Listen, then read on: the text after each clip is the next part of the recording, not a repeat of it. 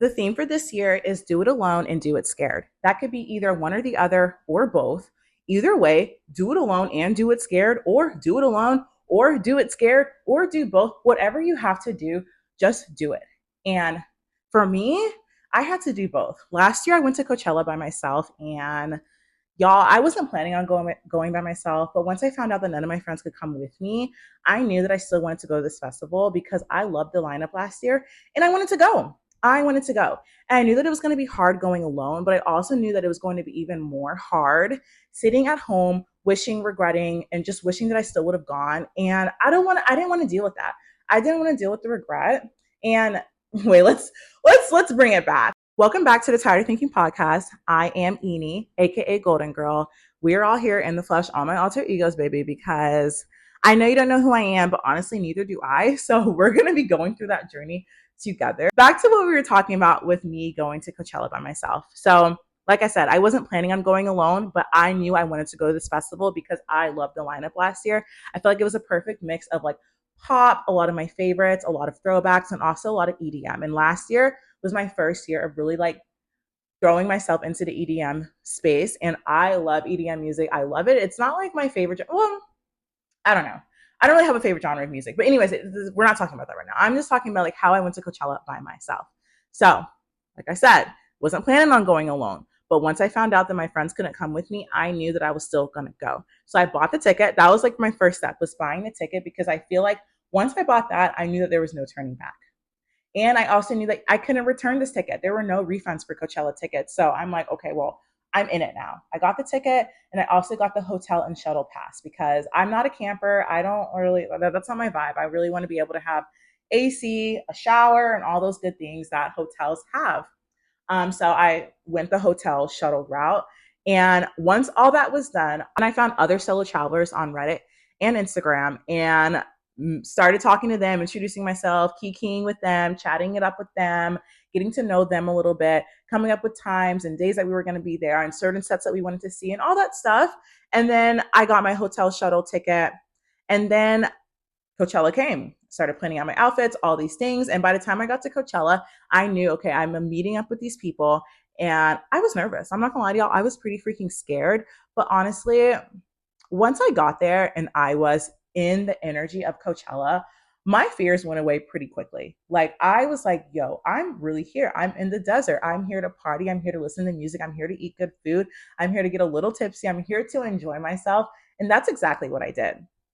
For the most part, I was with these solo travelers that I met online for the most part throughout the 3 days. But there were also times that I was by myself, wandering around, frolicking, as I like to say, dilly dallying, as I like to do.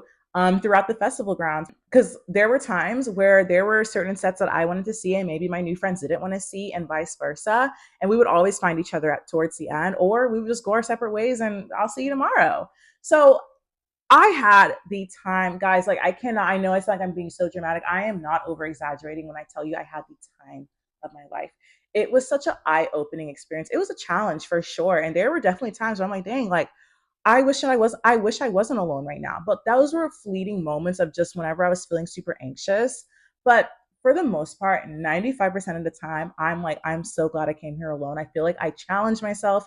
I met new friends. I stepped out of my comfort zone, and it forced me to do things that I probably wouldn't have done if I would have came with people that I'm super comfortable with, you know? A lot of times when we are going places with people we're super comfortable with, it's so easy to just stay in that bubble and stay in that box and stay in your comfort zone and not branch out and not talk to other people and not step out of your comfort zone. So for me, going alone, that fully immersed me into the experience of Coachella, into the full experience of solo traveling. And it was incredible. And if y'all want me to talk more about this, I would love to. I can give y'all tips, tricks. I'm not a pro at this, but I love talking about it. And honestly, even till today, when I tell people I went to Coachella by myself, they're like, oh my God. I'm like, yeah, I did that. I did that. And I'm really proud of myself. And I know it wasn't like a international solo trip, but like maybe that'll be something I do in the future. But honestly, knowing that, don't take a shot every time I say honestly or like, because you will be blackout and I don't want to be responsible for that, my babe. What was I saying? Okay, yeah, so I would love to do an international solo trip one day, but knowing that I went to a festival alone by myself, I feel like I could do anything. I feel like I can do anything at this point. So anyway, the whole entire premise of this video was really talking about some things that I learned while I was 27.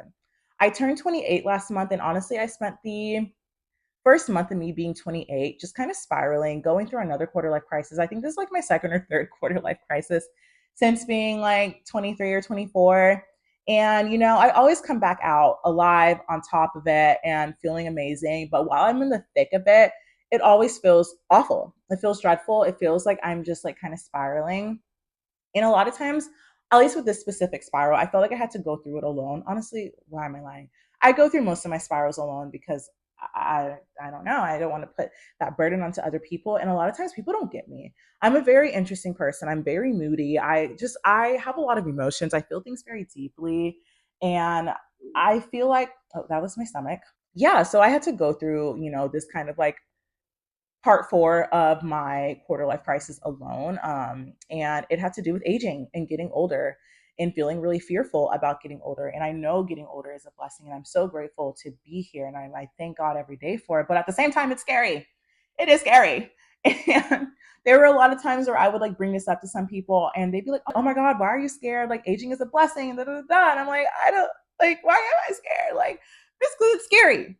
It's actually scary. And, no shade to those people. It's more so like about me. This is all about me and about like, two things can be true at once. It can be a fearful thing, and it can also be an amazing, beautiful thing. Like it is a huge blessing to be here. And at the same time, it's scary.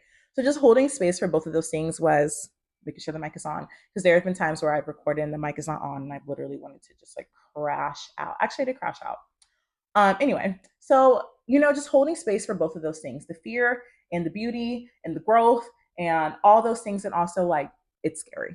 Also, it's scary. So I wasn't able to think of 27 things I learned at 27 because that's a lot and that's a lot of pressure, and I don't like pressure. So I was able to come up with 10.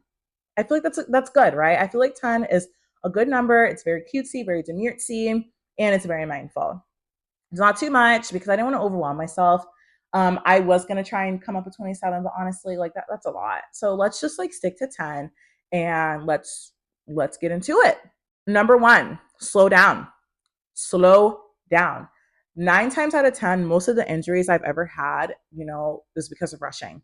Literally in December, I detached my nail from my nail bed. I had really long, grown out, like acrylics that really had to go. And I was rushing in the car, and I was going to go get my hair braided so I could try this wig on. And it was a mess. I hated the wig. I hated the braids. And I'm super tenderheaded, and I hadn't got cornrows in so long. And I just like, ugh, shout out to people that aren't tenderheaded, because honestly, like, God bless y'all. I think y'all are God's favorites, because being tenderheaded has genuinely, like, it has made me stay away from certain hairstyles, because I just know I'm going to be so uncomfortable, and I know I'm probably most likely going to take out the braids very, very soon. And so, anyways, so I was rushing. I was going to put on my seatbelt, and as I'm putting on my seatbelt, my nail, it's on this hand, it like jammed into the side of my car. Ugh, literally, like when I think about it now, I still like I get chills because it was so painful. Blood, it was just started blood immediately. Blood was gushing, and I was just like, yo, I am, this really hurts.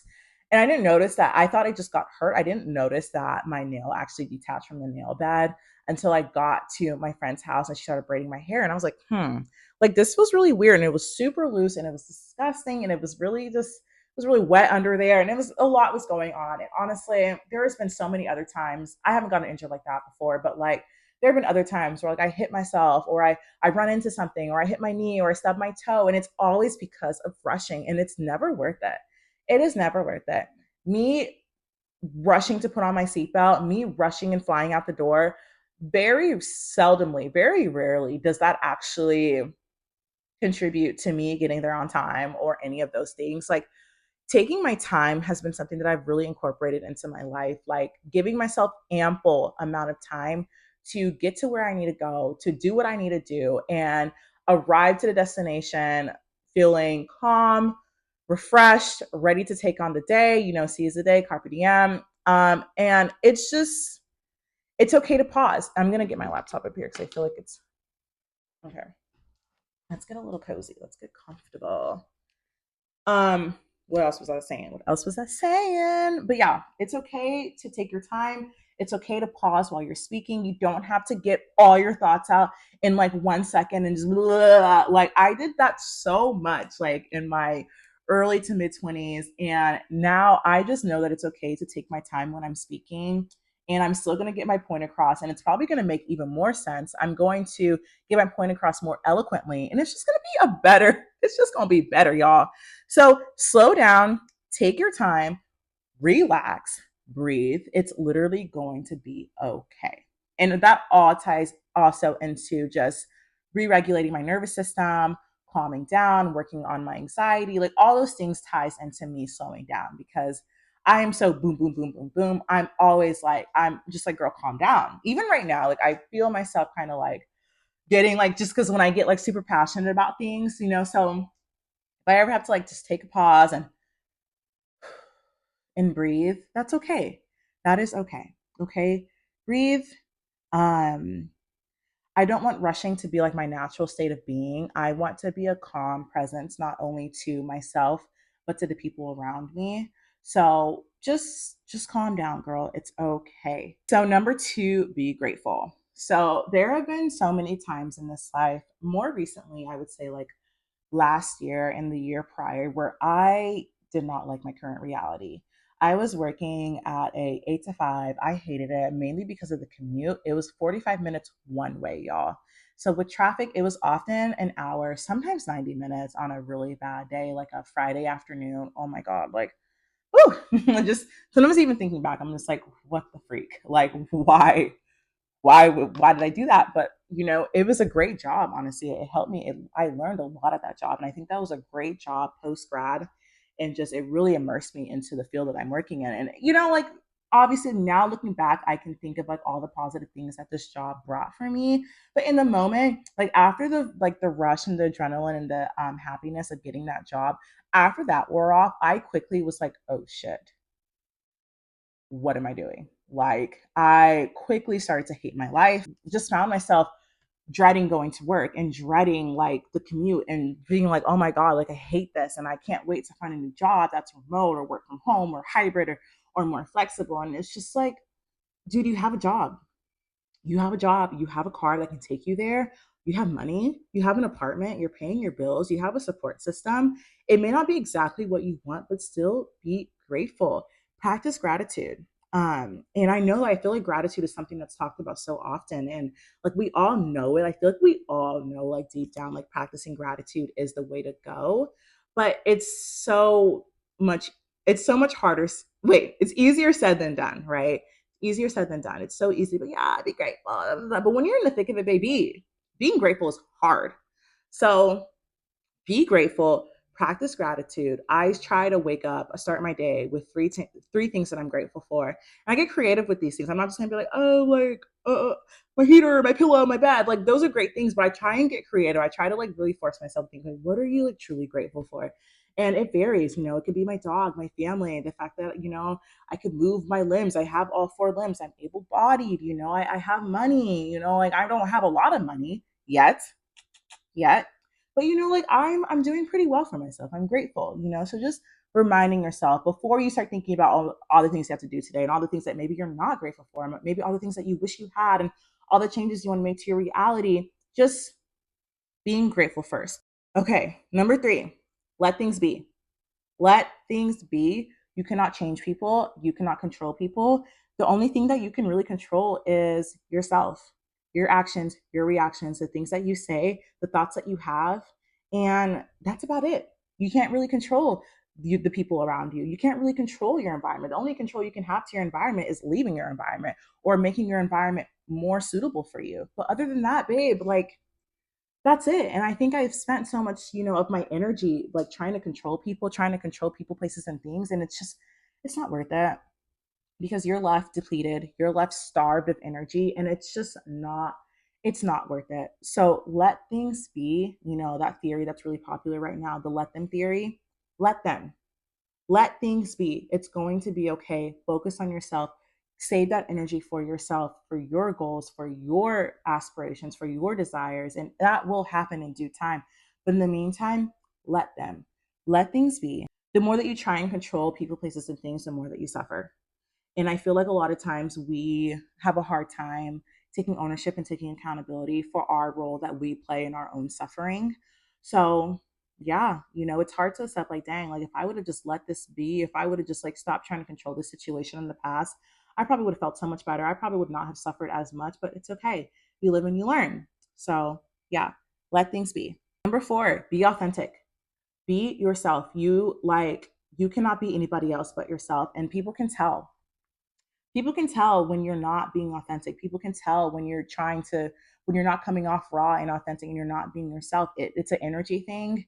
And I don't really know how to fully explain it in words yet, but people can tell. So just be yourself. Be yourself. Even if you're in an uncomfortable, unfamiliar situation, I feel like the best thing you can do in those situations is to be yourself, because it's so much harder to put on a facade and to fake it. And sometimes we do have to fake it till you make it. Like, yes, that's like, those are times that's an outlier when we do have to fake it till we make it. I'm just saying, like, overall, be yourself, be authentic, stay true to yourself, and take your time. I have to go back to number 1 for a second. Do not rush. Take your time. Like, your energy is a lot more frazzled and just not open when you're rushing, when you're not taking your time. And the same thing when you're not being authentic to yourself. Your energy comes off a certain way. And it's just be yourself, y'all. Be authentic and spend intentional time getting to know yourself, getting to know your likes, your dislikes, your hobbies, who you want to be, who you don't want to be, what you like, what you don't like, what you want your future to look like, and also what you want your present to look like. I think a lot of times we're so focused on, the future, that we don't spend a lot of time, focusing on the present and like what we want our present self to look like, so that we can manifest the future that we want for ourselves. Like, come on, get into it. So I'm going to start speeding up because I'm on my lunch break for work and it's time for me to go soon. Live within your means. Honestly, live within your means, and honestly, if you can do it, live below your means. I have struggled with my finances for a long time now, and I would say the past 6 months have been the best time for me financially, because I truly had to cut back and live within my means. And honestly, there are times where I live below my means, because I know the type of life I want for myself. And I know that in order for me to manifest that life, I have to save money. I have to save money, and soon enough, I will be able to, splurge from time to time and spend more money and have that for me. But in the meantime, live within your means, live below your means, and just, be careful about what you buy, and know that some things can wait. Most things can wait when it comes to purchases, and think about it. I'm an emotional spender. So if I'm sad, when I'm sad, I want to spend, I want to buy something. When I'm happy, I want to spend. When I'm mad, I want to spend. I want to feel something. And that all ties down to a lot of things. And I will continue to open up about those things when it comes to like my mental health and, how I view the world and all those things. But live within your means. Get to know your spending habits. If you're an emotional spender, get to know your emotions and learn how to regulate them, so that you're not making these like super impulsive, financial decisions. I don't know why I put this here, but we cannot control our emotions, but we can for sure regulate them. So I think that all just kind of ties into like the emotional spending and stuff. So we can't always control our emotions, but we can regulate them and, work on how we react to them, growing our distress tolerance to uncomfortable emotions, and, all that good stuff. Therapy 101. Number 6, it really is that damn phone. Yeah. This thing, my old iPhone 12, it really is that damn phone. So yeah, take with that what you may. Um, Cut back on your screen time. Stop trying to live vicariously through other people, and just focus on your life and what you want. It's okay to take inspiration from other people that you see online and whatever, but be grateful for what you have. Going back to the gratitude, a lot of times it's so easy to see people online and be like, oh my God, they have this and that, and it becomes like a whole thing. So just woosah, you know, it really is that damn phone. I feel like that also ties into like your posture and like constantly like having your neck out and hunching forward and just like being open and having a more open posture and just being more present. Get off that damn phone. Get off the damn phone. Um, yeah. Number 7, it is okay to outgrow friendships, relationships, people, places, and things. It can feel uncomfortable in the moment, but truly, like, the discomfort is where you grow. So I'm not gonna like harp too much on that. I think like we all know that to a certain extent. Like, it's okay to outgrow even yourself. It is okay to outgrow things, and that's the beauty of life. That is where you're going to grow. That is where you're going to thrive. That is where you're going to be able to step into your next reality when you are willing to outgrow things and let things go and move forward. Number 8, challenge yourself. And I think a really big challenge for me was being able to do things alone, doing things alone and doing things scared. That is like, those two are so important for me and they go hand in hand, doing things alone and doing things scared. So challenge yourself. All those things that you really want to do it. If you don't have a friend to go with you, still do it. It's going to be okay. Like, who knows who you might meet when you do things alone, when you step into the fear and when you embrace the fear and be like, yo, like, I'm really scared to do this, but I still want to do it and I'm still going to do it. So challenge yourself, be willing to do things alone and be willing to do things scared. Number 9, quantum jump. And this is really just creating new realities for yourself, even if you have to do it alone. I think, it's a big deal for me. So if I'm repeating myself when it comes to a lot of these things, just know I have been having to learn a lot of repeating lessons. And I think rightfully so, because now I'm really starting to actually, sorry, fix my posture a little bit. Now I'm really starting to actually learn from these lessons and they're no longer repeating themselves. I'm getting more lessons. I'm getting new challenges. And I think that says a lot. So yes, quantum jump, create new realities for yourself, be willing to try new things. And I know that sounds like, duh, like trying new things, but like seriously, you know what I'm talking about. Like, those things, all those things that you've been wanting to try it. Start small, start with one thing. Like for me, I really want to try pottery class and I'm going to do it. And who knows like what type of new reality that might create for myself. Moving this podcast into visual as well, that's creating a new reality for myself. I'm not really used to this. I'm literally recording on a phone. Like, I don't have a camera yet. All I have is a tripod, a light, and vibes in myself and a mic. And that's really all I need because at the end of the day, I'm the one who makes this podcast. I'm the voice of this podcast. So regardless of me not having all the fancy equipment yet, I can still thrive with this until I do get all those things. So create new realities for yourself. Just start. Just start. That's literally all you have to do is just start, my friends. Just start. Like, we got this. We got this. And then number 10, do things alone. And I know you're probably like, girl, like, really? Like, you've already talked about this, but like, I know I kind of talked about this at the beginning, like, doing things alone. But like, seriously, like, I just want to repeat myself one more time. Going places alone is so freeing.